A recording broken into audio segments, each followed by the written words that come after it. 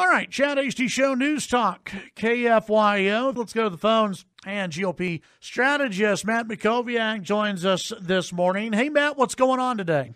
Good morning, Chad. I'm doing great. How about you? Doing great. Appreciate you joining us today. I want to talk about civility.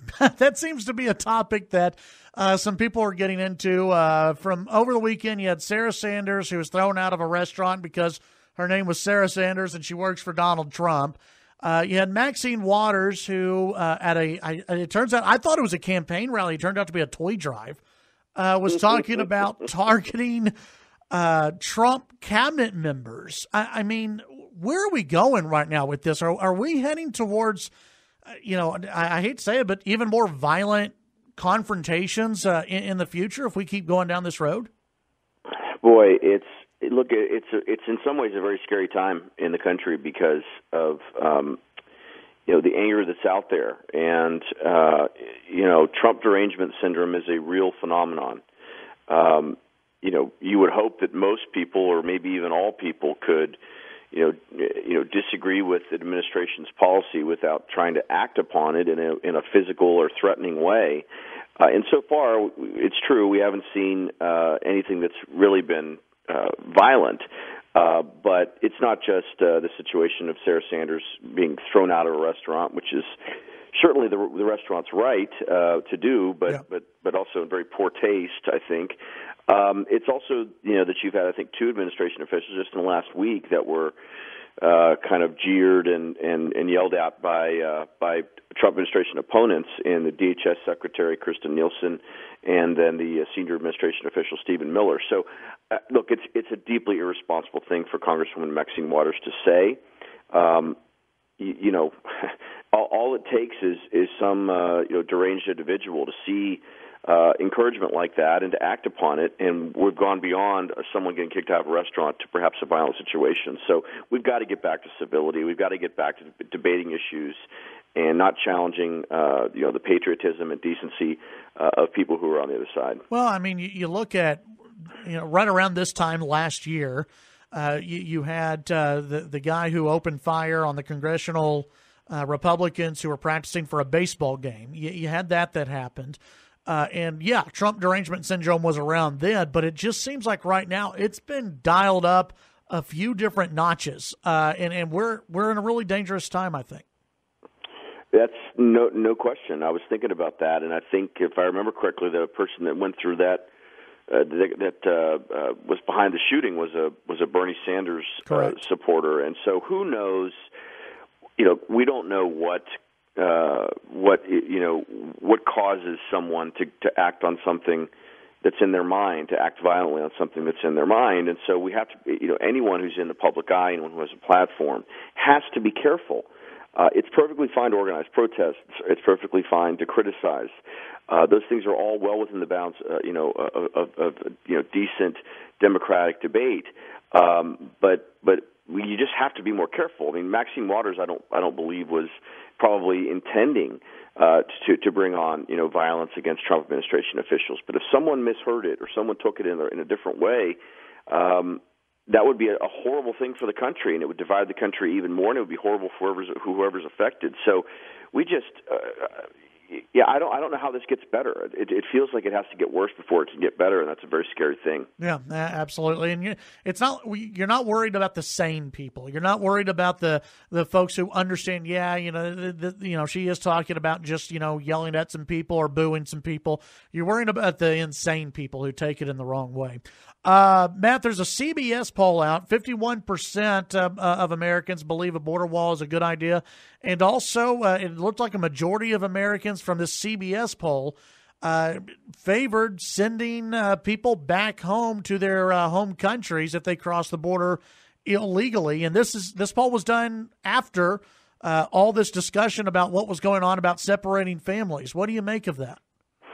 Yeah, this is one of the interesting questions going forward. It was pretty clear that the family separations issue was a political loser for the Trump administration, and that the president was getting significant pushback from Republican members of Congress, even from his own cabinet and his own family, from the First Lady and from his daughter Ivanka.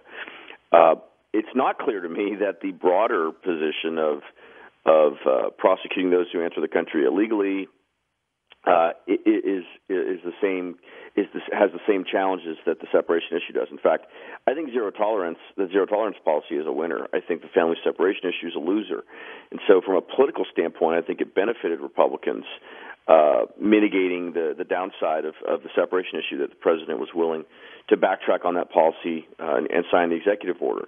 And so there's a risk here that Democrats are going to overplay their hand. They often do that. They often can't control themselves. If they have a single or even a double, they're not content. They want to continue running the bases until they get thrown out at third. And that's I think kind of what they're looking at now. You had the leading liberal candidate for mayor of New York City call ICE, the Immigration and Customs Enforcement Agency, a quote terrorist organization. You have a Democratic congressman from Oregon who's now called for disbanding ICE, for getting rid of the agency altogether.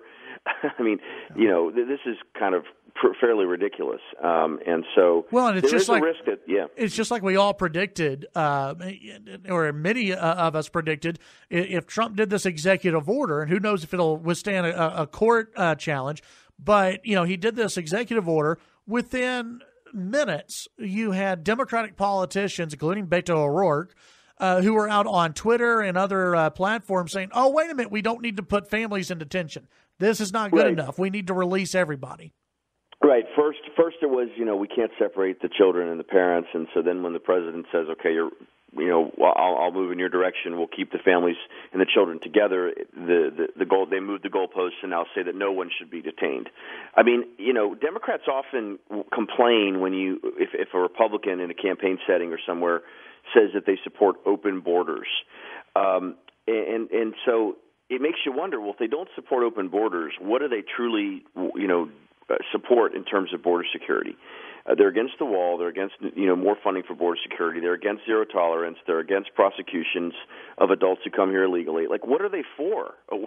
What are Democrats willing to do to try to deter more illegal immigrants from trying to enter the country illegally? I mean, surely everyone can agree that fewer illegal immigrants trying to enter the country illegally it should be a worthy goal of our government from a national security standpoint, from just a human toll standpoint, given how arduous and dangerous that trek across Mexico is for many of these people who are coming here from Central America. So, yeah, there is a risk here. I really think there's a risk here that Democrats could overplay their hand. If that CBS poll is correct, that a majority of the country does support prosecuting those who come here illegally and ending catch and release, which is one of the promises President Trump made as a candidate, the Democrats are in some danger here, I think, and they may not see that yet. Yeah. Before we let you go, Matt, I know you don't focus a lot on the Democrats, but they did meet in Fort Worth over the weekend, and they put their platform out. There were a few speeches. Anything that you focused on or kind of rolled your eyes at when the Democrats got together? Not really. I mean, I saw they had certainly some one-liners. There was some over-the-top rhetoric, I think, from some of their candidates. But look, there's a real lack of star power among the statewide Democratic slate running for these offices in the midterms on the Democratic side.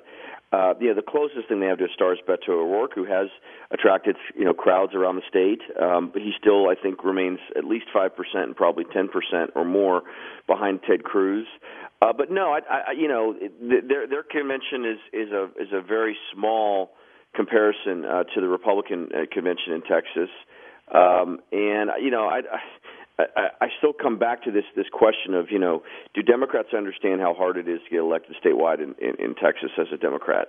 Because if you do understand that, then generally you would move more towards the middle to try to attract independent voters. And we're not seeing that among the Democrats. I mean, they're supporting impeachment, supporting an increase in property taxes, which is something the gubernatorial candidate, Lupe Valdez, is for. So, no, I didn't see a party that was prepared to make any gains at the statewide level or even significant gains at the legislative level this last weekend in Fort Worth. But, we'll see how the political environment, unfolds over time. No, you bring up a great point, which is to win in Texas for the Democrats, in my opinion, and they do have to move towards the middle, but they keep moving towards the Bernie Sanders, Elizabeth Warren wing, and that's not going to fly here in this state. Although, Matt, you brought up star power, they brought back Wendy Davis. I mean, that tells you everything you need to know about the Democrats when they bring back Wendy Davis on day one, I think. Yeah, and I don't know. I didn't see any sort of national Democrats come in. Maybe I missed the full speaker schedule, but it was pretty much all their candidates. Yeah. Wendy Davis is somewhere between a has-been and a never was. I'm not sure exactly where, but clearly she was able to raise money on her abortion position as a state senator and as a candidate, but her electoral prospects in Texas in the past, present, and in the future are quite poor. Yes. Matt, tell folks how they can sign up for your newsletter and what your next podcast is over. Yeah, so the newsletter, as your listeners know, is called Must Read Texas. We take all the news from around the state, synthesize it, summarize it, put it into an easy email, and send it out every weekday morning. 3,000 Texans receive it. You can sign up for a 1-week free trial at mustreadtexas.com. The podcast is called Mac on Politics. It's available on iTunes, on Google Play, on Stitcher, and on the web at maconpoliticspodcast.com. Talk to Alfredo Corchado, the border correspondent for the Dallas Morning News, on our most recent episode about Mexico, about what's going on in that country, and about their upcoming presidential election. And then we have Selena Zito and Brad Todd on our next episode, which we're taping, I think, tomorrow, which they wrote a great book called The Great Revolt, which profiles the Trump coalition. You can find that podcast anywhere fine podcasts are available. All right. Very good, Matt. As always, appreciate your time. Thanks. Take care. Have a good one. That's Matt Mackowiak.